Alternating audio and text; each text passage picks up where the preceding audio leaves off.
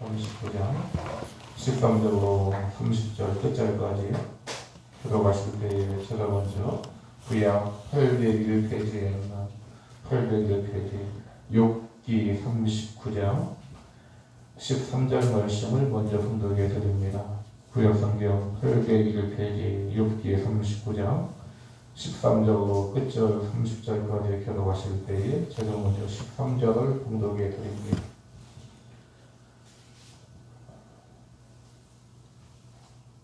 터주는 즐거이 날개를 치나 흙의 깃털과 날개 같겠느냐. 그것이 알을 땅에 버려두어 흙에서 더워지게 하고 팔에 떼어질 것이나 들짐승에게 밟힐 것을 생각하지 아니하고 그 새끼에게 모질게 대함이 제 새끼가 아닌 것처럼 하며 그 고생한 것이 헛되게 될지라도 두려워하지 아니하나니 이는 하나님이 지혜를 베풀지 아니하셨고 총명을 주지 아니하니라. 그러나 그것이 몸을 떨쳐 뛰어갈 때에는 말과 그 위에 탄 자를 우습게 여기느니라. 너희 힘을 네가 주었느냐? 그 목에 흩날리는 글개를 네가 입혔느냐? 내가 그것으로 메뚜기처럼 뛰게 하였느냐? 그 위험스러운 콧소리가 두려우니라. 그것이 골짜기에서 갈국질하며 힘이 있음을 기뻐하며 그러나 가서 군사들을 맞되 두려움을 모르고 겁내지 아니하며 칼을 대할지라도 물러나지 아니하니 그의 머리 위에서는 화살통과 빛나는 총과 투창이 번쩍이며 땅을 삼킬 듯이 맹렬히 성내며 나팔 소리에 물러서 서지 아니하고 나팔 소리가 날 때마다 힝힝 울며 멀리서 싸움 냄새를 맡고 지휘관들이 호령과 유치하는 소리를 듣느니라. 매가 떠올라서 날개를 펼쳐 남쪽으로 향하는 것이 어찌 내 지혜로 말미암음이냐. 그 소리가 공중에 떠서 높은 곳에 굵은 자리를 만드는 것이 어찌 명령을 따르느냐. 그것이 낭떠러지에 집을 지으며 뾰족한 바위 끝이나 험준한 데 살며 거기서 먹이를 살피나니 그놈이 멀리 공비며 그 새끼들도 피를 빠나니 시체가 있는 곳에는 독수리가 있느니라. 아멘. 6개 38장부터 41장까지 보게 되면 하나님의 욥에게 질문하시는 것을 보게 됩니다. 지금까지 4장부터 37장까지 욥과 욥의 친구들이 서로 변론할 때 하나님은 간섭하지 않으셨습니다. 그러나 38장부터 41장까지 보게 되면 본격적으로 하나님께서 욥에게 말씀하시는 것을 보게 되는데 하나님이 욥에게 하시는 말씀을 보게 되면 하나님의 질문입니다. 네가 아느냐라는 것이지요. 네가 있었느냐라는 것입니다. 네가 하겠느냐, 네가 할 수 있느냐, 네가 하였느냐라고 하나님은 끊임없이 욥에게 질문하시는 것을 보게 됩니다. 욥은 이에 대하여서 아무런 대답도 할 수 없었다라는 것이지요. 왜냐하면 욥은 알 수도 없고 할 수도 없었기 때문입니다. 내가 세상을 창조할 때 네가 있었느냐, 네가 무엇하였느냐라고 하나님이 물으실 때에 욥은 그 자리에 있지도 아니하였고 하나님이 하신 모든 일을 어찌할 수 없었다라는 것입니다. 자, 그렇다고 하면 왜 하나님께서는 욥에게 네가 하였느냐, 네가 있었느냐, 할 수 있느냐라고 왜 끊임없이 질문하십니까? 지금까지 욥의 이야기를 들어보게 되면 하나님께서는 왜 나에게 고난을 주시는지 이해할 수 없다고 하나님이 하시는 일을 나는 알 수가 없다라고 끊임없이 하나님을 향하여 불평하고 원망하였다라는 것이지요. 이에 대하여 하나님께서는 욥에게 질문하심으로 말미암아 인간이 얼마나 연약한 것인가, 인간이 얼마나 무능한 존재인가, 그에 비하여서 하나님이 얼마나 무한하시고 하나님이 얼마나 능력이 많으신 하나님이신가에 대하여 말씀하고 있는 것을 보게 됩니다. 특별히 우리가 39장에서 보게 되면 하나님이 하시는 일에 대하여 말씀하고 있습니다. 1절과 4절에 보게 되면 산염소에 대하여서 암사슴에 대하여서 말씀합니다.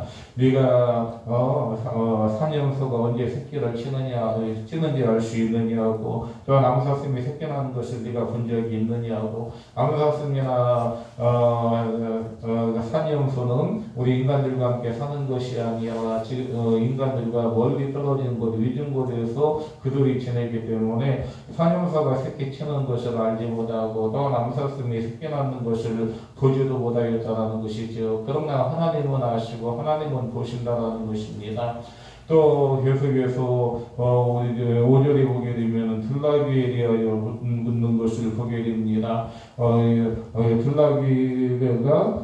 들나귀는 일반 나귀와 달라서 사람들과 함께 살지 않습니다. 그래서 그런다라는 것이죠. 일반 나귀는 사람들의 명령에 순종합니다. 일반 나귀는 사람이 짐을 쓰려고 하면 그 자리에서 납작 엎드립니다. 짐을 씌운 뒤에는 그 자리에서 벌떡 일어서서 묵묵히 제 갈 길을 가는 것이 바로 일반 나귀라는 것이지요. 그러나 이러한 들나귀는 어떤 것인가? 사람들과 함께 하지 못하기 때문에 들나귀의 특성에 대하여는 알 수 없는 것입니다. 이 들나귀에게 자유를 주신 분은 바로 하나님이라는 것이지요. 일반 집에서 기르는 나귀는 사람의 명령에 순종하지만 들나귀에게는 자유가 있는데 이러한 모든 것들도 하나님이 하신다라는 것입니다. 계속해서 또 말씀하실 때에 들소에 대하여 말씀하고 있는 것을 보게 됩니다. 들소에 대하여 말씀하시면서 너를 위하여 일하겠느냐고 네 위안간에 머물겠느냐고 묻는 것을 보게 됩니다. 일반 소는 집에서 주인의 명령에 밭을 갈 때에 밭을 갈게 하고 또한 짐을 운반할 때에 주인의 명령에 그대로 순종하지만은 이 들소는 사람을 위하여서 욥을 위하여서 일할 수도 없는 것이고 밭을 갈 수도 없는 것이고 위안간에 머물 수도 없는 것이 바로 이 들소라는 것입니다. 자, 그러면서 오늘 본문에서는 계속해서 말씀하실 때에 타조에 대하여 말씀하고 계십니다. 13절 이하에 보게 되면 타조에 대하여 말씀하고 계시는데 타조에게 하나님이 지혜를 주시지 아니했다라는 것입니다. 타조가 어떻게 한다는 것입니까? 타조는 새끼를 낳게 됩니다. 타조는 새끼를 낳고 나서 이 새끼를 타조는 알을 낳고 나서 이 알을 방치한다는 것이죠. 그냥 모래 속에 숨겨 놓습니다. 모래 속에 숨겨 놓아서 그냥 태양열에 의하여서 자연적으로 부화되게 그러하기 위하여서 타조는 새끼를 알을 낳고 알을 돌보지 않습니다. 우리가 암탉이나 다른 이런 새들을 보게 되면은 알을 낳고 나서 품어줍니다. 그 기수로 이제 따뜻하게 이제 새끼가 부화될 때까지 이제 따뜻하게 그 기수로 덮어주기도 하고 품어주기도 하는데 이 타조는 그리하지 않는다라는 것입니다. 그냥 모래 속에 감춰두기 때문에 때로는 자기가 낳은 알임에도 불구하고 이것을 깨뜨립니다. 그냥 밟고 지나가게 됩니다. 들짐승에게 먹이가 되도록 그냥 방치한다라는 것이죠. 왜 그렇다고 하면 왜 타조는 그렇게 합니까? 자기가 힘들고 애쓰어서 낳은 이러한 알을 왜 방치합니까? 하나님이 타조에게 이러한 지혜를 주시지 않았기 때문에 그렇다라는 것입니다. 자기 새끼를 돌볼 만한 지혜를 주시지 않았기 때문에 그렇다라는 것입니다. 이처럼 타조에게는 자기 새끼조차 알조차도 보호할 수 있는 그러한 지혜가 없지만은 18절에 보게 되면 뭐라고 말씀합니까? 위험한 일을 당할 때에 어려움을 당할 때에는 말보다도 빨리 달린다고 그렇게 말씀하고 있는 것을 보게 됩니다. 그래서 말과 그 탄자를 우습게 여길 정도로 타조는 엄청나게 빨리 달리는 이러한 다리가 있다고 말씀하고 있는 것입니다. 이처럼 미물인 타조조차도 자기에게 지혜가 없지만 자기 생명을 위하여는 살 수 있는 달릴 수 있는 그런 다리가 있는데 이런 모든 것들이 하나님이 하신다라는 것입니다. 타조에게 지혜를 주시지 않아서 자기의 새끼조차도 알조차도 보호하지 못하지만 자기에게 위태한 일 당할 때 어려움을 당할 때에는 본능적으로 달릴 수 있는 그러한 것을 하나님이 주셨다라고 말씀하고 있습니다. 자, 여기서 말씀하고 있는 것은 무엇입니까? 하나님이 지혜를 주시지 아니하면 그 누구도 지혜롭게 살 수 없는 것이고 하나님이 보호하시지 아니하면 자기 생명조차도 보호할 수 없는 연약한 것이 바로 우리 인간임에 대하여 말씀하고 있는 것을 보게 됩니다. 그렇기 때문에 우리 주님께서는 우리에게 뭐라고 말씀합니까? 너희에게 지혜가 부족한 자, 지혜가 부족하거든 모든 것에 대해서 후히 주시고 끊이지 아니하시고 책망하지 아니하시는 하나님께 구하라 우리에게 명령하고 있습니다. 계속해서 또 19절에 보게 되면은 말에 대하여 말씀하고 있습니다. 말이 얼마나 힘이 센지, 말이 얼마나 잘 달리는지, 말이 얼마나 용맹한지에 대하여 말씀합니다. 말은 전쟁터에 나가서 자기 위해서 화살이 날아다녀도 번쩍거리는 칼 앞에서도 그는 당황하지 아니하고 그는 묵묵히 제자리를 지킨다라는 것입니다. 자, 그렇다고 하면은 또 이 말에게는 이 칼기라는 것이 있어서 얼마나 멋있게 달리고 있습니까? 이러한 모든 것들을 욥에게 묻습니다. 네가 익혔느냐고, 네가 그를 용감하게 하였느냐라고 묻는 것입니다. 이처럼 말 한 마리가 전쟁터에 나가서 용맹하게 싸우지만은 번쩍이는 칼 앞에서 화살들이 날아다니는 그 전쟁터 앞에서도 그가 당황하지 아니하고 도망가지 아니하고 그가 전쟁에 임하는 것은 다른 것이 아니라 그 위에 탄자, 그러니까 이 말을 조정하는 그 위에 탄자의 조정을 받는다라는 것입니다. 나팔 소리가 울려도 그는 나팔 소리에 그는 민감하지 아니하고 그 위에 탄자를 지휘관의 호령과 일치하는 소리를 듣고 움직인다라고 말씀하고 있습니다. 이처럼 용맹하다고 하는 말 한마디조차도 말조차도 그 위에 탄자를 위해 지휘관의 호령을 받으면서 움직이는데 너는 과연 어떻게 살아가느냐라는 것이지요. 너는 과연 하나님의 인도하심에 따라 하나님의 지휘하심에 따라 네가 살아가고 있느냐라고 하나님은 욥에게 묻고 계시는 것을 보게 됩니다.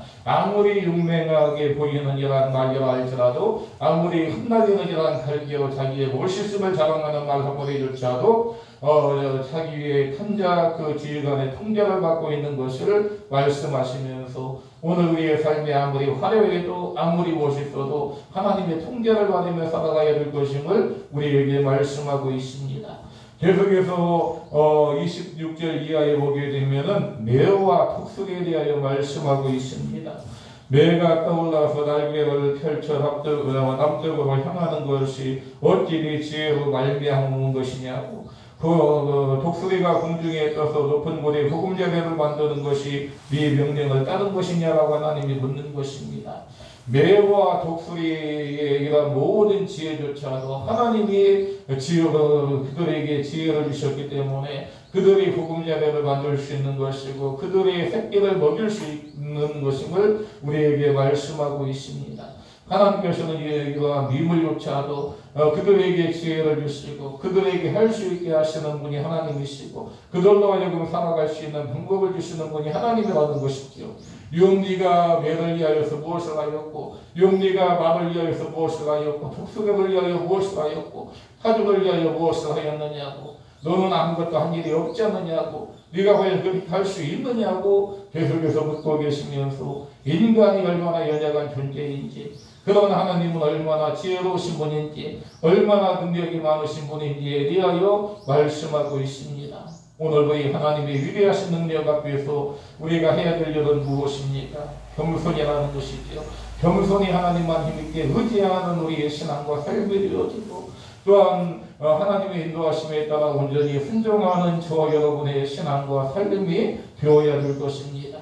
이 아침 나는 과연 하나님의 말씀이 얼마나 순종하며 살아가는지 하나님 앞에서 얼마나 겸손하게 살아가고 있는지 돌아보면서 나는 하나님 앞에서 아무것도 아닙니다. 나의 연약함을 인정하면서 하나님 앞에서 겸손하게 살아가고 나의 무능함을 인정하면서 하나님을 힘있게 의지하며 오늘도 승리의 삶을 살아가는 저와 여러분의 신앙과 삶이 되시기를 주님의 이름으로 축원을 드립니다. 기도합니다.